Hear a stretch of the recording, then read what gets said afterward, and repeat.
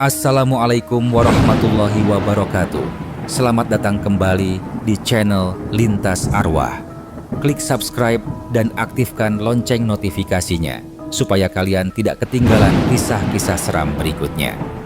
Oke, langsung saja kita mulai ceritanya. Malam itu terasa sangat sunyi di desa Suryakerta. Angin berembus pelan, membawa suara daun-daun kering yang saling bergesekan, menyerupai bunyi kuku mencakar kayu tua. Ustadz Malik duduk seorang diri di dalam gubuk kecil di pinggir desa.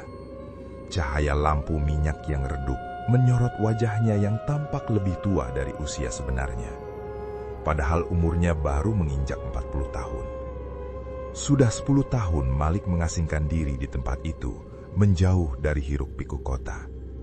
Namun setiap malam, mimpi buruk yang sama selalu datang tanpa diminta. Ia melihat Aisyah, istrinya, tergeletak di lantai rumah mereka dulu. Tubuhnya meronta, matanya liar dipenuhi ketakutan, sementara bibirnya bergetar menyebut nama Malik sebelum napasnya benar-benar terhenti. "Kenapa kau tak bisa selamatkan aku, Mas?" Bisikan itu terus terngiang dalam mimpi, menusuk hingga ke tulang. Malik menarik napas panjang. Tangannya meraih tasbih kayu hitam dari saku baju lusuh yang ia kenakan. Tasbih itu peninggalan Aisyah, satu-satunya benda yang tersisa darinya. Ia memutar butir-butir tasbih perlahan. "Ya Allah, ampuni hamba-Mu yang lemah ini," gumamnya lirih. Desa ini seharusnya menjadi tempat yang damai baginya, pelarian setelah kegagalan ruqyah 10 tahun lalu. Namun belakangan, ketenangan itu mulai terkikis. Wabah aneh menyebar di desa ini, menyerang para pemuda satu persatu. Mereka tertidur dan tak pernah benar-benar bangun lagi. Tubuh para korban menyusut perlahan dari hari ke hari. Kulit mereka mengering, mengeriput seperti mayat yang dibiarkan terlalu lama. Denyut nadi masih ada, tapi sangat lemah, nyaris tak terasa. Warga menyebutnya sebagai kutukan dari langit. Malik tahu, di balik itu semua ada sesuatu yang jauh lebih gelap. Sesuatu yang bergerak diam-diam, menunggu waktu. Pagi harinya, saat matahari baru naik dengan cahaya kuning pucat, ketukan pelan di pintu gubuk membuat Malik tersentak dari lamunannya. Ia bangkit dan membuka pintu kayu yang berderit pelan. Di hadapannya berdiri seorang perempuan. Wajahnya pucat, matanya sembab karena kurang tidur berhari-hari. Bajunya kusut, bagian bawahnya masih berlumur tanah. Di belakangnya, seorang anak laki-laki duduk di tanah. Usianya sekitar 7 tahun. Tatapannya kosong, tubuhnya diam seperti boneka yang ditinggalkan. "Ustadz Malik," kata perempuan itu dengan suara gemetar. "Saya Sarah, tolong lihat anak saya." Malik mengangguk pelan. "Silakan masuk, Bu. Duduk dulu." Sarah masuk dan duduk di atas tikar usang. Tangannya memegang bahu anaknya erat, seakan takut jika ia melepaskannya sedikit saja, anak itu akan menghilang. Adam tak bereaksi, matanya tetap menatap lurus ke depan. "Ceritakan pelan-pelan, Bu. Apa yang terjadi dengan Adam?" Sarah menelan lubah.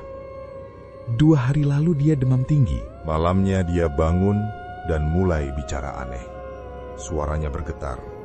Dia membaca doa-doa, Ustadz, tapi terbalik. Ayat-ayat itu keluar dari mulutnya tidak berurutan." Malik mendekat perlahan dan jongkok di depan Adam. Kulit anak itu pucat. Urat-urat di lehernya tampak samar, seolah ada sesuatu yang bergerak di baliknya. "Adam," kata Malik lembut, "kamu dengar Om Malik bicara?" Anak itu tiba-tiba menoleh tajam. Mata coklatnya yang biasa kini berubah gelap pekat, seperti lubang hitam yang menelan cahaya. "Ibu?" Suara itu keluar pelan, berat, dan asing. "Kau bukan ibuku, Sarah. Kau pembohong." Sarah tersentak, tubuhnya mundur hingga menempel dinding gubuk.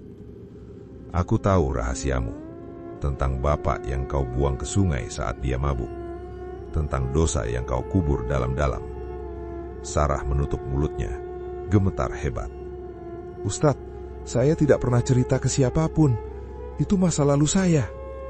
Dingin menjalar di punggung Malik. Ia tahu yang bicara bukanlah Adam. A'udzubillahi minasyaitonirrajim, ucap Malik pelan. Bu Sarah, ini bukan anak ibu yang berbicara. Ada makhluk lain yang menumpang di tubuhnya. Sarah mengangguk cepat. Air matanya jatuh membasahi pipinya. Apapun saya ikhlaskan, Ustadz. Tolong selamatkan anak saya. Malik mulai membaca ayat kursi dengan suara rendah namun mantap. Tangannya menggenggam tasbih erat. Adam tertawa kecil. Suara itu menggema aneh, seolah berasal dari ruang yang dalam. Malik, suara itu berbisik. Ustadz yang gagal menyelamatkan istrinya sendiri. Kau masih gemetar kan mengingat malam itu? Nafas Malik tertahan sesaat. Bayangan Aisyah kembali muncul, tapi ia tidak berhenti membaca. Saat itulah langkah kaki terdengar dari luar. Seorang pria muda berdiri di depan pintu. Pakaiannya rapi, jubah putih bersih menutupi tubuhnya. Pagi Ustadz, katanya ramah. Saya Rahmat dari pesantren. Malik menoleh. Ada apa? Kiai Hasan minta saya mengingatkan, ujar Rahmat pelan. Wabah ini bukan perkara ringan. Beliau berharap Ustadz tidak ikut campur terlalu jauh, takutnya malah memperkeruh keadaan. Malik menatapnya tenang. Anak ini butuh pertolongan sekarang. Rahmat tersenyum tipis, lalu menoleh ke Sarah. Percayalah pada Kiai Hasan, Bu. Beliau yang selama ini menjaga desa ini. Setelah Rahmat pergi, ruqyah dihentikan sementara. Adam tampak melemah. Sarah terduduk lemas sambil menangis pelan. Malamnya Malik kembali ke gubuk. Angin berembus lebih kencang. Dari celah dinding ia mendengar bisikan samar. Kembali ke gudang tua pesantren. Di ujung desa, di bawah pohon beringin besar, Zaki duduk seorang diri. Remaja bisu itu menggambar di tanah dengan batu tajam. Sosok berjubah bermata merah. Garis panah menuju pesantren. Saat Malik mendekat, Zaki menunjuk gambarnya dengan jari gemetar. Malik menatap gambar itu lama. Dada terasa sesak. Ia mendongak ke langit malam. Bintang-bintang tampak dingin, seolah mengawasi dari kejauhan. Desa ini tidak diam. Ia sedang menyimpan rahasia yang perlahan bangkit. Hari kedua di desa Suryakerta terasa lebih pengap dari biasanya. Kabut tipis menggantung di atas sawah-sawah luas seperti selimut putih yang menekan napas. Jarak pandang menjadi pendek, membuat rumah-rumah dan pepohonan tampak samar. Udara pagi lembab dan dingin menyusup ke kulit seperti sentuhan jari tak terlihat. Ustadz Malik melangkah cepat menuju rumah Sarah. Tasbih kayu hitam tergenggam erat di tangan kanannya. Pikirannya masih dipenuhi kejadian kemarin. Mata hitam Adam, rahasia keluarga yang terungkap, dan bisikan angin malam yang memanggilnya ke gudang tua pesantren. Ia tahu, ruqyah hari ini harus lebih dalam. Jika tidak, makhluk itu akan semakin kuat. Sarah menyambutnya di depan rumah dengan wajah yang tampak semakin pucat. Matanya cekung, jelas tidak tidur semalaman. Syukur Ustadz datang cepat, ucapnya terburu-buru. Malam tadi Adam bangun lagi. Dia menggambar sesuatu di dinding kamarnya pakai kapur putih. Apa yang dia gambar? Tanya Malik. Orang tinggi berjubah, tangannya hitam panjang. Di bawahnya ada tulisan nama Kiai Hasan. Malik mengernyit. Masih ada, Bu Sarah. Sarah menggeleng cepat. Saya hapus semalam Ustadz, tapi pagi ini gambarnya muncul lagi di tempat yang sama. Malik masuk ke rumah. Bau amis samar langsung tercium, seperti darah lama yang tersembunyi. Di dinding kamar Adam, coretan kapur itu kembali terlihat.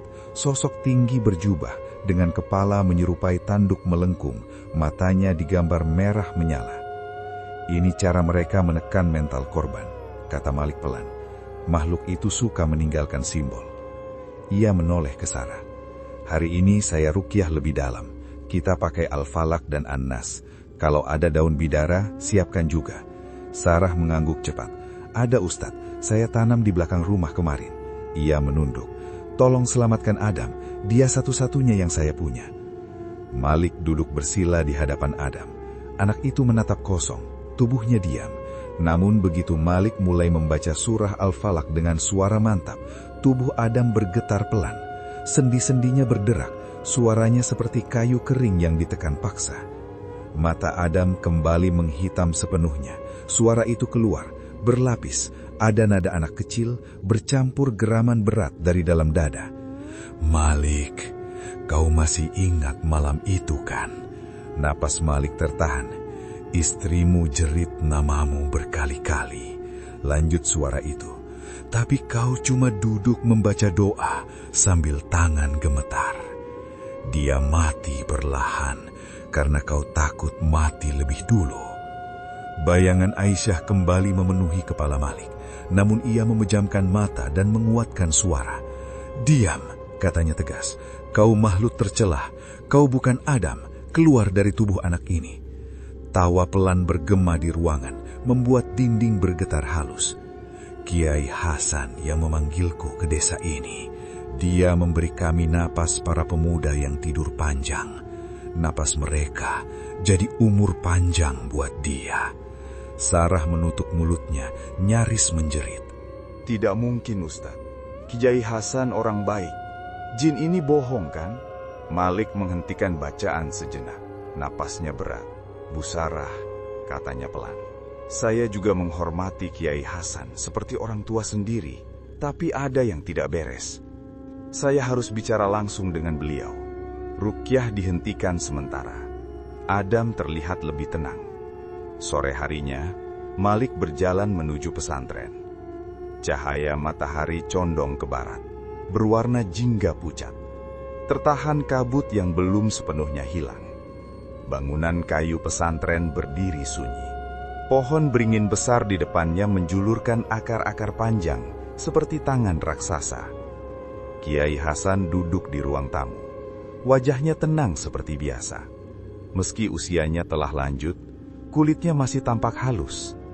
Rahmat berdiri di sampingnya, rapi dan tegap.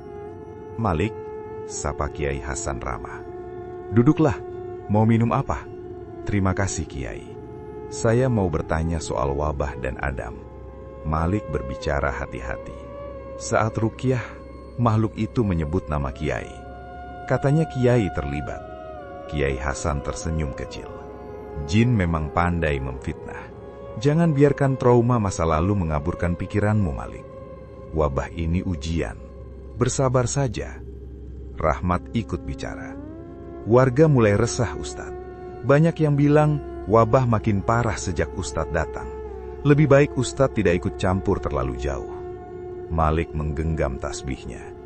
Zaki menggambar simbol yang mengarah ke gudang pesantren. "Apa isinya, Kiai?" Senyum Kiai Hasan tidak berubah. "Gudang itu hanya tempat menyimpan barang lama. Jangan cari-cari masalah. Kamu muridku, patuhi nasihat gurumu." Malam tiba dengan cepat. Malik kembali ke gubuknya dengan perasaan gelisah. Dari kejauhan, ia mendengar suara tangisan samar, seperti isak pemuda yang tertahan. Ia melangkah ke arah hutan kecil di pinggir desa. Di bawah pohon kelor tua, seorang perempuan tua duduk tenang. "Mbah Winarsih," sapa Malik pelan. "Duduklah," kata nenek itu. "Saya sudah menunggu." Malik menatapnya ragu. "Kenapa Mbah dijauhi warga?" Mbah Winarsih tersenyum pahit. "Karena fitnah Kiai Hasan. Kami murid guru yang sama. Dia mencuri kitab terlarang dan menumbalkan manusia. Keluarga saya dibakar massa." Ia mengeluarkan tasbih dari balik kain batiknya. "Ini milik istrimu. Pakai nanti saat gerhana." Malik menggenggam tasbih itu. Hangatnya terasa aneh di telapak tangan. Dari balik pepohonan, Rahmat muncul membawa obor. "Ustadz, malam-malam begini jangan kesini," katanya datar. "Warga bisa salah paham." Malik mengangguk pelan. "Saya hanya berbincang." Rahmat tersenyum tipis. "Jangan dekat gudang pesantren. Kiai tahu segalanya." Saat Malik melangkah pergi, satu hal menjadi jelas di kepalanya. Wajah suci itu menyimpan sesuatu yang busuk. Kabut malam menutup desa. dan perang yang sesungguhnya mulai mendekat. Hari ketiga di desa Suryakerta dibuka oleh hujan deras yang turun tanpa jeda sejak pagi buta.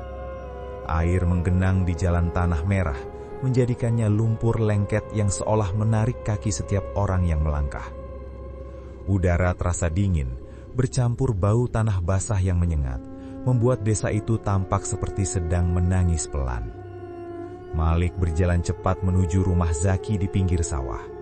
Mantel lusuhnya basah kuyup, sementara tasbih peninggalan istrinya tergenggam erat di tangan. Pikirannya dipenuhi gambar-gambar peta gaib yang dibuat Zaki kemarin. Garis hitam menuju gudang pesantren, simbol mata merah, serta tasbih hangat dari Mbah Winarsih yang terasa seperti janji samar akan keselamatan. Ketegangan mulai terasa di seluruh desa. Warga berbisik satu sama lain, curiga, saling menatap dengan was-was. Zaki membuka pintu kayu reyot itu perlahan. Wajah remaja bisu itu tampak pucat, matanya cekung oleh trauma yang belum sembuh. Ia memberi isyarat singkat dan mengajak Malik masuk ke ruangan sempit yang lantainya dipenuhi coretan kertas. Bau kayu lapuk dan udara lembab menyergap hidung.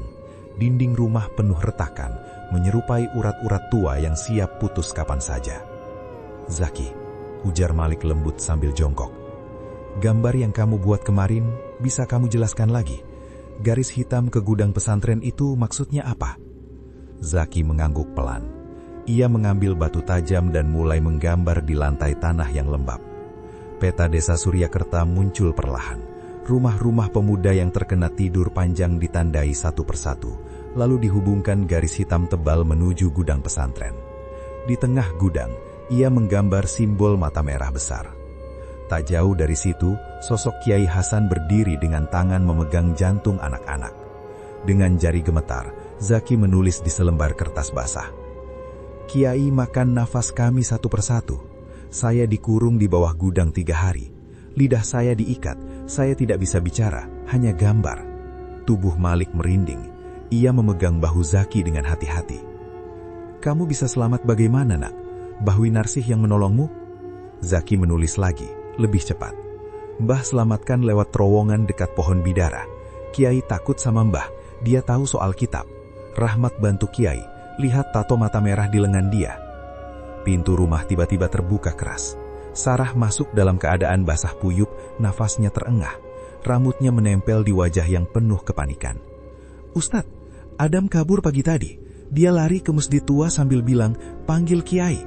Saya cari sendirian, takut Rahmat lihat." Tanpa banyak bicara, mereka bertiga berlari keluar. Hujan mengguyur semakin deras, lumpur memercik ke kaki, angin menderu seperti jeritan panjang. Masjid tua di pinggir desa berdiri gelap dan rapuh. Kayunya berderit diterpa angin, pintunya setengah terbuka, mengangah seperti mulut hitam. Di dalam masjid, Adam duduk di tengah ruangan. Ia bergumam membaca ayat suci terbalik. Suaranya bergema aneh, seperti datang dari dalam sumur. "Adam, nak!" Sarah berlari ke arahnya. Malik cepat menarik lengannya. "Jangan dekat dulu, Bu Sarah." Ia menoleh ke Zaki. "Gambar di lantai, sekarang." Malik mulai membaca perlindungan. Suaranya mantap meski dadanya berdebar.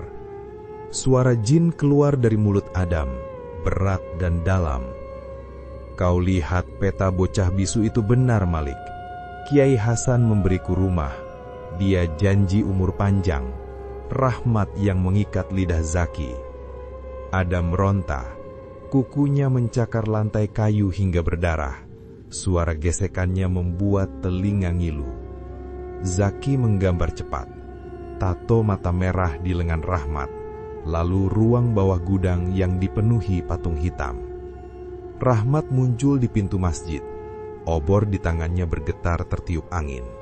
Wajahnya tenang, dingin. "Ustadz Malik," katanya, "pulanglah. Ini urusan Kiai Hasan." "Kamu tahu wabah ini, Rahmat?" tanya Malik tajam. "Zaki menggambar tatomu, sama dengan simbol gaib Kiai." Rahmat ragu sejenak, lalu melangkah maju. "Saya setia pada Kiai sejak kecil. Anda hanya membawa fitnah dari kota." Zaki menunjuk lengan Rahmat. Gambar di lantai masjid sama persis. Sarah mundur ketakutan. "Rahmat," suara Sarah bergetar. "Adam anak saya, lepaskan dia." Rahmat menarik lengan jubahnya. Tato mata merah terlihat jelas, seolah panas. Ini cuma tanda biasa. Malik melanjutkan rukyah. Adam terkulai lemas. Dari luar, Mbah Winarsih muncul. Kain batiknya basah, tapi langkahnya tegap. "Rahmat," katanya tenang, "kamu ingat keluargaku? Kiai membakar rumah kami demi menutup kitab itu. Kamu juga akan jadi tumbal." "Bohong," bentak Rahmat. Mbah mendekat ke Malik. "Kiai ada di hutan larangan.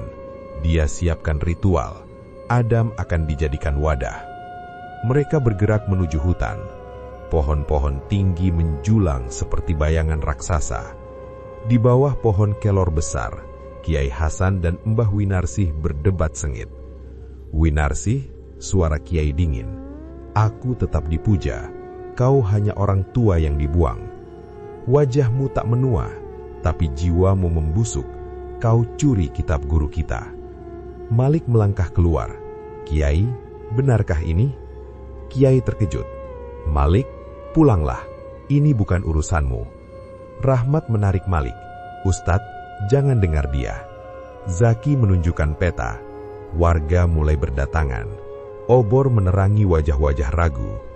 "Kiai," tangis Sarah pecah, "lepaskan anak saya." "Fitnah," seru Kiai Hasan. "Malik pembawa sial." Namun peta Zaki terlihat jelas di tanah. Keraguan menyebar. Mbah berbisik pada Malik, "Besok gerhana, hancurkan gudang sebelum terlambat." Rahmat mundur, wajahnya pucat. "Kiai, ini benar."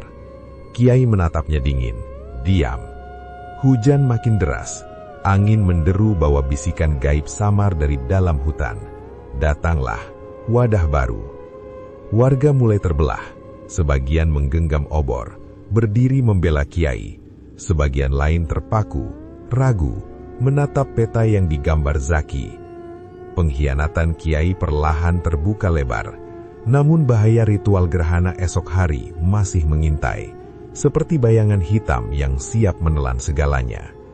Malik menggenggam tasbih erat. Hatinya porak-poranda, tapi tekadnya justru membara. Desa ini kini menjadi medan perang gaib, dan malam ini hanyalah permulaan. Malam gerhana total akhirnya tiba di desa Suryakerta.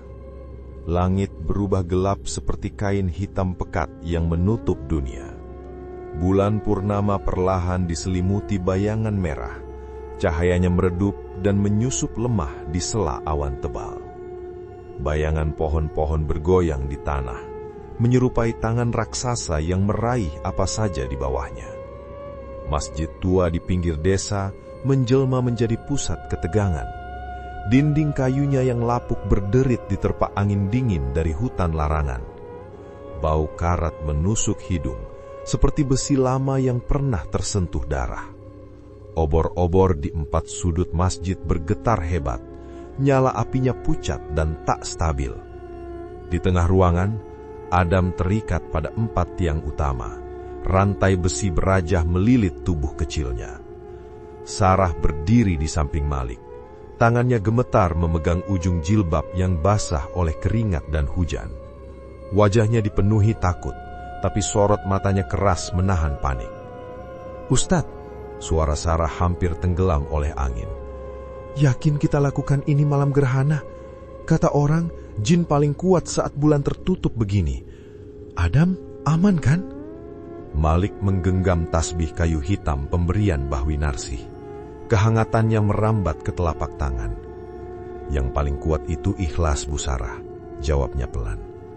"Jin memang menguat malam ini, tapi niat kita lebih kuat. Duduk di belakang, doakan saja." Sarah mengangguk, lalu mundur ke sudut masjid. Zaki dan Mbah Winarsih berjaga di pintu luar. Malik duduk bersila tepat di depan Adam. Jarak mereka tak sampai 1 meter. Ia menarik nafas panjang, menata diri, lalu mulai melantunkan Ayatul Kursi dengan suara rendah dan bergetar. Reaksi Adam langsung berubah drastis. Tubuhnya menegang. Tulang-tulang kecilnya berderak keras, seperti kayu kering yang dipatahkan dari dalam. Suara retak itu menggema sampai ke atap masjid. Matanya yang semula redup berubah hitam sepenuhnya tanpa sisa putih. Dengan cara yang mustahil, tubuh kecil itu merangkak naik ke dinding meski terikat rantai. Kukunya menggesek kayu, menghasilkan suara panjang yang membuat telinga nyeri. Suara lain keluar dari mulut Adam. Pelan, berlapis. Ada nada kecil, bercampur geraman berat dari kedalaman gelap. Malik, kau ingin menyelamatkan bocah ini malam gerhana. Suara itu tertawa lirih. Seperti kau menyelamatkan Aisyah. Kau duduk membaca ayat sambil menangis ketakutan. Dia memanggil namamu dan kau diam. Lantai masjid seolah berubah. Kayu tampak tertutup cairan hitam kental menyebar perlahan. Bau amis menusuk hidung. Di sudut ruangan, bayangan Aisyah muncul samar. Wajahnya pucat membengkak, matanya basah oleh tangis darah. Tangannya terulur ke arah Malik.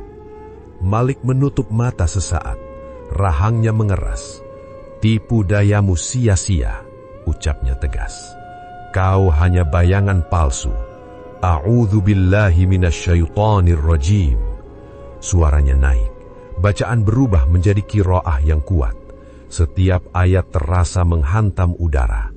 Rantai besi di tubuh Adam memercikkan api biru samar setiap kali asma Allah disebut. Suara mendesis panas memenuhi masjid. Adam menjerit tinggi. Kaca-kaca jendela pecah satu persatu, berjatuhan ke lantai. Dengan hentakan gaib, satu rantai di tangan kanan Adam terlepas. Tubuh itu melompat menerjang Malik. Pergulatan terjadi. Malik menahan serangan sambil terus melafalkan doa. Tangan kirinya menekan dahi Adam. Ibu jarinya yang telah dibacakan ayat menempel kuat. Asap hitam mengepul dari kulit dahi itu. Berbau hangus. "Ustadz!" jerit Sarah. "Tolong, anak saya!" Pintu masjid terbuka keras. Rahmat masuk bersama beberapa pengikut Kiai Hasan. Obor mereka menyala tinggi. Wajah-wajah mereka kosong, seperti orang kehilangan kendali. "Hentikan sekarang!" teriak Rahmat. "Ini kehendak langit, jangan ganggu!" Mbah Minarsi berdiri menghadang di pintu. Tubuhnya kurus, tapi sikapnya tegap. Daun bidara basah tergenggam di tangannya. "Mundur," katanya tegas. "Kalian juga akan dijadikan tumbal." Zaki menggambar cepat di pintu masjid dengan arang. Peta gaib itu muncul jelas. Garis-garis hitam menuju Kiai Hasan. Kiai Hasan melangkah maju dari balik kerumunan.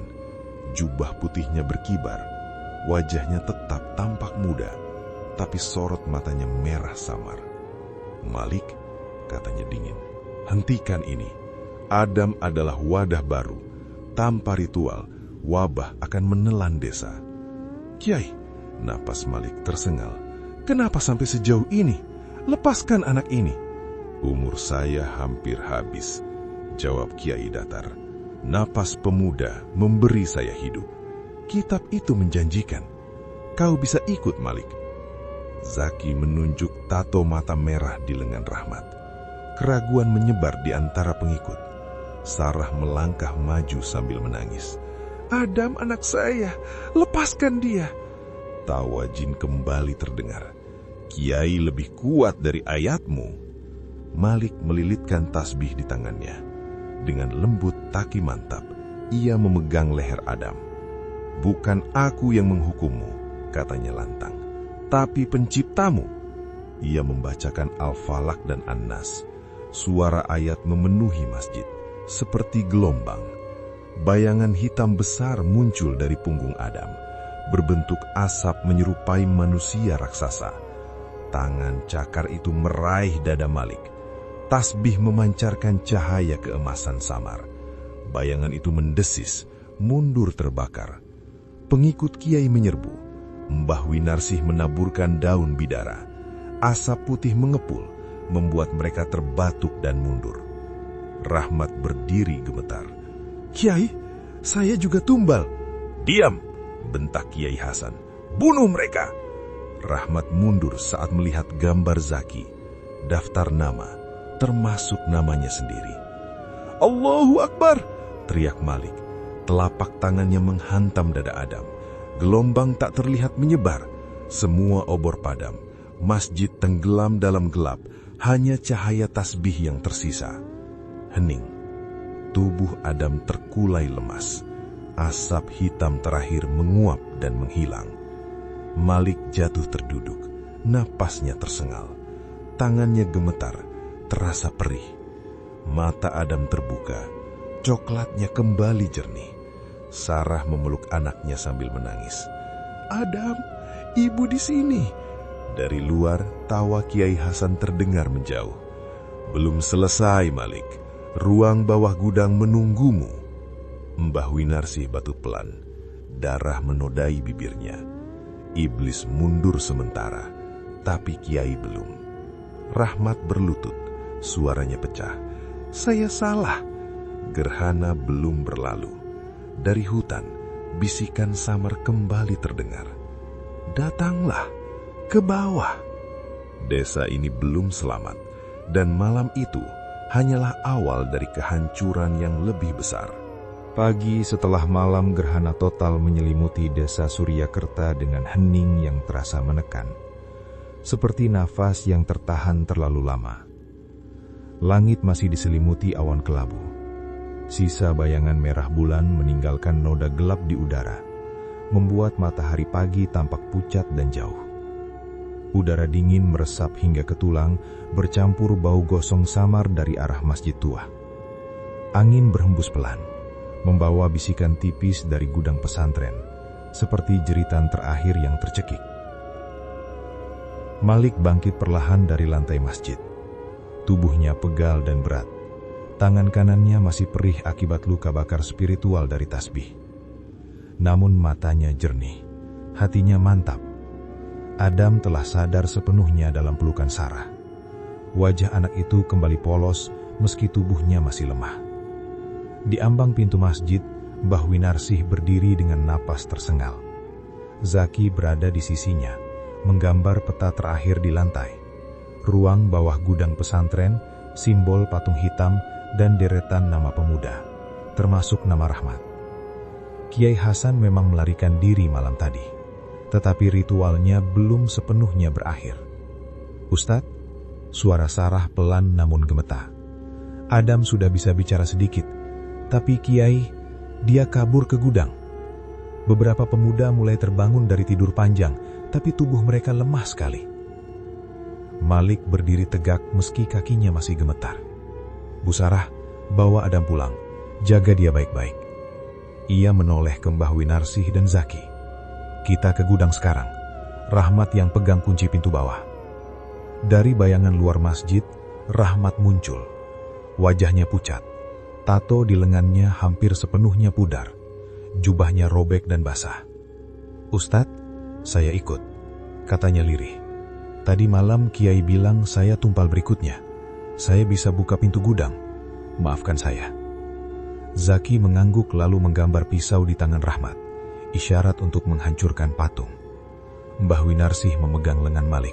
Kiai paling lemah bagi ini. Iblisnya mundur sementara. Tasbih istrimu, itu kunci terakhir. Mereka bergerak menuju gudang pesantren di belakang masjid. Pintu kayu besar setengah terbuka, menganga seperti mulut lapar. Tangga menuju bawah tanah gelap pekat. Bau amis darah kering bercampur busuk bangkai menyergap hidung. Rahmat memimpin dengan obor yang bergetar. Mereka turun perlahan, satu persatu. Ruang bawah tanah itu sempit dan menekan. Dinding batu kasar penuh coretan simbol mata merah yang mengering oleh darah lama. Di tengah ruangan berdiri patung hitam setinggi manusia, terbuat dari kayu jati lapuk. Sosoknya bertanduk dengan mata batu merah yang memancarkan cahaya samar. Di hadapan patung itu Kiai Hasan duduk bersila. Kitab tua terbuka di tangannya. Mulutnya bergumam pelan, sementara wajahnya berubah cepat, setengah muda, setengah rentah, seolah umur sedang ditarik paksa dari tubuhnya sendiri. Kiai Hasan, Suara Malik menggema. Selesai sudah semua ini. Kiai mengangkat kepala perlahan. Matanya merah menyala. Malik, bergabunglah denganku. Kitab ini menjanjikan umur panjang, kekuasaan abadi. Desa ini butuh pemimpin seperti kita. Rahmat maju setengah langkah, suaranya bergetar. Kiai, saya yatim piatu. Bapak yang membesarkan saya.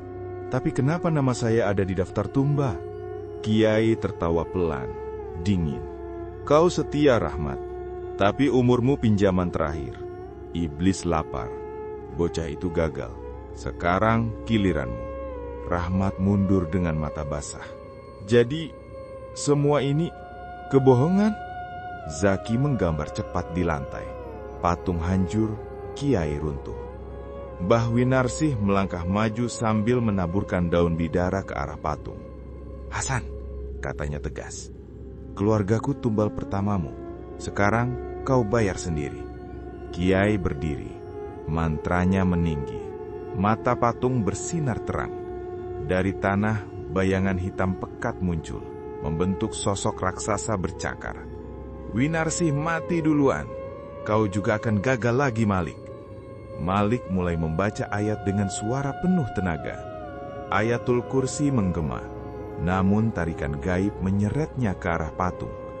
Dalam sekejap, ingatan lama muncul. Aisyah tersenyum lembut di ranjang sakit 10 tahun lalu. Mas, ikhlaskan ya. Ini bukan salahmu. Tasbih ini akan menjaga kamu. Kenangan itu menenangkan dadanya. Dendam yang selama ini mengikatnya perlahan luruh. Malik melilitkan tasbih di tangannya dan melangkah maju. Ya Allah, saya ikhlas sepenuhnya. Ucapnya lantang. Bukan dendam saya yang kuat, tapi rahmat-Mu. Ia menghantamkan telapak tangannya ke patung hitam itu. Cahaya emas menyala terang. Patung retak, lalu pecah berkeping-keping. Batu mata merah meledak, memercikkan api gelap. Jeritan iblis mengguncang ruang bawah tanah. Kiai Hasan berlutut. Tubuhnya menyusut cepat. Kulitnya mengeriput. Rambutnya rontok. Tulangnya mengecil seperti korban wabah tidur panjang. Dalam hitungan detik, ia runtuh menjadi debu hitam yang beterbangan. Rahmat jatuh terduduk, menangis terseduh. Saya salah, Ustadz. Malik menariknya berdiri. Kau sadar, itu sudah langkah pertama. Mbah Winarsih tersenyum lemah. Batuk darah menodai bibirnya, namun matanya damai. Dendam saya selesai, bukan dengan ilmu hitam, tapi dengan kebenaran. Zaki memeluk Mbah Winarsih pelan dan menggambar bintang kecil di lantai. Mereka keluar dari gudang. Matahari pagi akhirnya menembus awan. Pemuda desa mulai terbangun satu persatu. Tubuh lemah namun bernafas kembali. Sarah datang sambil menggandeng Adam. Ustadz, terima kasih. Warga berkumpul. Wajah mereka penuh sesal. Ustadz Malik, tinggallah di sini. Malik menggeleng pelan. Tugas saya bukan memimpin desa. Tugas saya menjaga hati manusia. Karena keserakahan manusia lebih mengerikan daripada jin manapun. Rahmat menunduk. Ajarin saya jalan yang benar. Mbah Winarsih menghembuskan napas terakhirnya dengan tenang. Lindungi desa. Malik melangkah pergi. Tasbih Aisyah tergenggam di tangan. Angin pagi membawa harum bidara. Di belakangnya, desa Suryakerta perlahan pulih. Dengan luka yang akan selalu mengingatkan mereka pada satu hal. Fitnah manusia lebih sulit diusir daripada jin manapun. 2 tahun telah berlalu sejak malam gerhana total yang mengerikan itu. Desa Suryakerta perlahan bangkit, seperti tanah kering yang kembali menyerap air setelah kemarau panjang. Warga bahu-membahu membangun kembali desa mereka. Bukan hanya rumah dan bangunan yang runtuh, tetapi juga kepercayaan yang sempat hancur oleh fitnah dan ketakutan. Adam, anak Sarah, kini kembali ceria. Ia sering terlihat bermain bola di sawah, tawa polosnya kembali memenuhi udara. Namun terkadang Saat malam turun dan lampu minyak dinyalakan, bayangan gelap masih melintas di sorot matanya. Kenangan tentang jin yang pernah menguasai tubuhnya belum sepenuhnya pergi. Setiap kali itu terjadi, Sarah akan memeluknya erat, membisikkan doa dan rasa syukur. Luka itu memang tak lagi berdarah, tetapi bekasnya masih tinggal sebagai pengingat bahwa kejahatan sering datang dari sosok yang paling dipercaya. Rahmat kini mengelola pesantren desa, bukan sebagai kiai yang dipuja, melainkan sebagai penanggung jawab yang jujur dan rendah hati. Ia tak lagi mengenakan jubah putih bersih seperti dulu, hanya pakaian sederhana yang ia rawat dengan rapi. Tato mata merah di lengannya telah memudar, namun ingatan tentang pengkhianatan Kiai Hasan dan kenyataan bahwa dirinya hampir menjadi tumbal tak pernah benar-benar pudar. Setiap Jumat, Rahmat memimpin zikir dan pengajian. Bersama warga, ia menanam pohon bidara di sekeliling desa, menepati pesan terakhir Mbah Winarsih. Ia sering melihat Zaki duduk di bawah pohon beringin, menggambar pemandangan desa. Kini, goresan-goresan itu cerah dan tenang, tak lagi dipenuhi peta gaib dan simbol gelap. Rahmat tahu, taubat bukan perkara sekali ucap, itu janji seumur hidup. Ia juga paham, meski Kiai Hasan telah tiada, benih kejahatan akan selalu mencari tempat tumbuh selama keserakahan masih hidup di hati manusia. Di makam Mbah Winarsih, yang kini dinaungi pohon bidara rindang, warga kerap berziarah. Mereka mendoakan perempuan tua yang telah mengorbankan hidupnya demi keselamatan desa. Bahkan orang-orang yang dulu memfitnahnya sebagai dukun hitam, kini mengakui satu hal, Mbah Winarsih adalah pelindung sejati Suryakerta. Zaki, meski masih bisu, sering datang menaburkan bunga. Kadang ia mengukir pesan sederhana di batu nisan. Terima kasih, Mbah. Desa ini aman karena Mbah. Sementara itu, Malik melanjutkan pengelanaannya. Ia berjalan dari satu desa ke desa lain, tak lagi terikat pada satu tempat.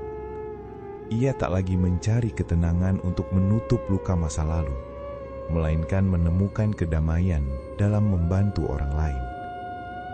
Di desa-desa terpencil, ia meruqyah, memberi nasihat, atau sekadar mendengarkan keluh kesah warga. Ia tak lagi menyalahkan dirinya atas kematian Aisyah. Ikhlas, itulah pelajaran termahal yang ia dapat dari desa Suryakerta. Tasbih peninggalan istrinya selalu tersimpan di saku bajunya, menjadi pengingat bahwa kekuatan terbesar bukan terletak pada amalan semata, melainkan pada hati yang berserah. Malik tahu, tugasnya tak akan pernah selesai, sebab iblis dalam wujud apapun akan selalu mencari celah di hati manusia. Namun kejahatan tak pernah benar-benar mati, ia hanya bersembunyi.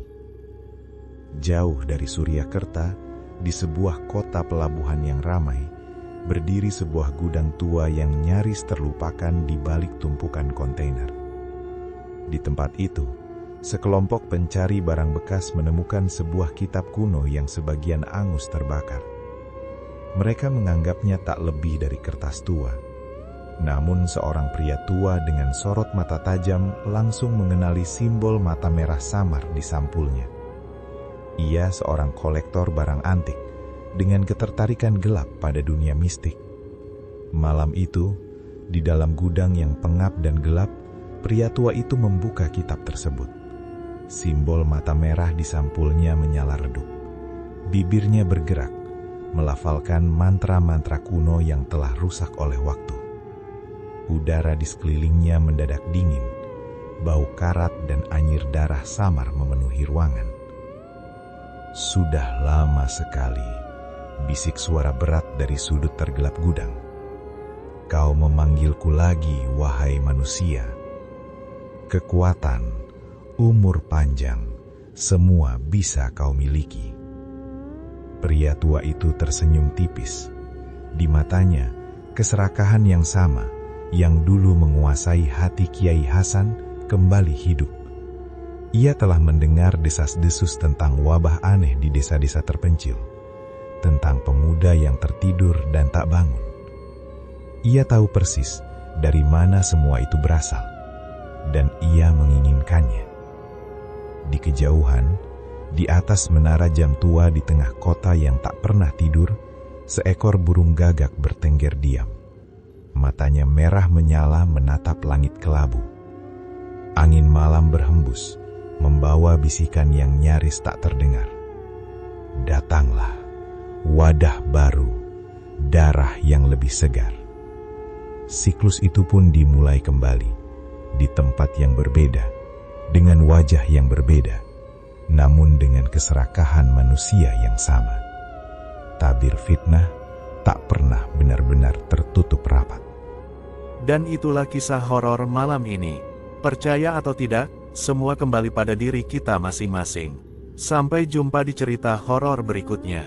Wassalamualaikum warahmatullahi wabarakatuh.